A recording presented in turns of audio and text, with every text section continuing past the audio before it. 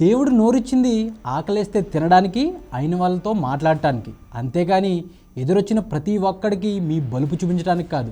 ఇది ఎవరో అంటున్న మాట కాదు, స్వయంగా నేనే అంటున్న మాట. ఎస్, నేను మాట్లాడేది ఆ ముగ్గురు అక్కా చెల్లెల గురించే.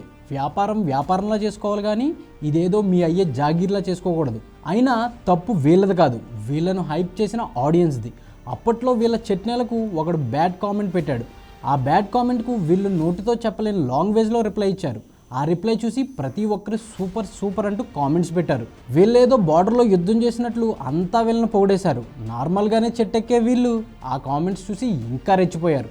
మేము అమ్మాయిలం, ఏం చేసినా అంతా మాకే సపోర్ట్ చేస్తారని ఓ లెవెల్లో ఫీల్ అయ్యారు. అందుకే ఇప్పుడు ఇదిగో ఇలా మతి తప్పిన మాటలు మాట్లాడుతున్నారు. ఇవి ఎక్స్పెన్సివ్ అన్నావు అంటే నీ అంత చీప్ ఇంకెక్కడ ఉండడు. పని చేయి, నువ్వు గట్టిగా ఫోకస్ చేయాలన్నమా కెరీర్. ఎందుకంటే లేదంటే నీ గర్ల్ ఫ్రెండో లేదంటే నీ పెళ్ళమో వదిలిపోద్ది. కాబట్టి నువ్వు అడిగిన ఏమి నువ్వు కొనలేవు కాబట్టి అని నేను వదిలిపోయి నా మాటిని నువ్వు కెరీర్ మీద ఫోకస్ చేసి అప్పుడు ప్రేమ పెళ్ళిళ్ళు ఇటు జోలికి వెళ్ళు. ఎందుకంటే ముష్టి పచ్చడే కొనలేకపోతున్నావు. నువ్వే పడరా, గోల్డ్ ఏం కొనిస్తావురా దానికి.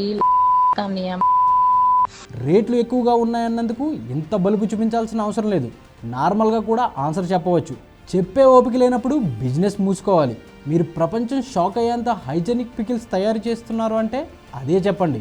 మా చట్నీ పవిత్రం, అందుకే ఇంత రేటు అని. కానీ అంతా మీ దగ్గర పాలేర్లు అన్నట్టు వాళ్ళ మీద రెచ్చిపోతే ఇదిగో ఇలా వ్యాపారం క్లోజ్ చేయాల్సి వస్తుంది. మరి నిజంగానే వీళ్ళ ప్రోడక్ట్ అంత బాగుందా అంటే వీళ్ళ రొయ్యల పచ్చడి తిని ఒకటి పెళ్ళానికి ప్రెగ్నెన్సీ వచ్చిందంట, ఇంకొకటికి పారిపోయిన లవర్ తిరిగి వచ్చిందంట, ఇంకొకటి ఇంట్లో పెళ్ళి సెట్ అయిందంట. రే, పచ్చడికి ప్రెగ్నెన్సీకి పెళ్ళికి ఏమైనా సంబంధం ఉందా? అసలు ఏం మాట్లాడుతున్నారో అర్థమవుతుందా? ఎవర్రా మీరంతా? ఇవేవో ట్రోల్ చేయడానికి పెట్టిన కామెంట్స్ కాదు, ఈ అక్కా చెల్లెళ్ళే కావాలని పెట్టించుకున్న కామెంట్స్. ఈ కామెంట్స్కు అలేకే sister so happy for you అంటూ రిప్లై కూడా ఇచ్చారు. రేట్లు ఎక్కువగా ఉన్నాయంటేనే అమ్మనా బూతులు తిట్టిన వీళ్ళు పచ్చడితో ప్రెగ్నెన్సీ వచ్చిందంటే పాజిటివ్గా రియాక్ట్ అయ్యారంటేనే అర్థమవుతుంది ఇది ఆ అక్కా చెల్లెలు క్రియేటివిటీ అని. ఇది వీళ్ళు మార్కెటింగ్ తెలివి. అసలు వీళ్ళెంతలా ఫేమస్ అవడానికి ఈ ముగ్గురు అక్క చెల్లెల్లో ఉన్న ఒక్క అమ్మాయి కారణం. రమ్య కంచర్ల పేరుతో రీల్స్ చేస్తుంది ఈ అమ్మాయి. చాలా రోజుల వరకు ఈ అమ్మాయి అందానికి పడిపోయినోడు లేడు. ఎప్పుడైతే వీళ్ళ భాష చూసారో అప్పుడే అందరికీ పైన పటారం లోన లొటారం అని అర్థమైంది.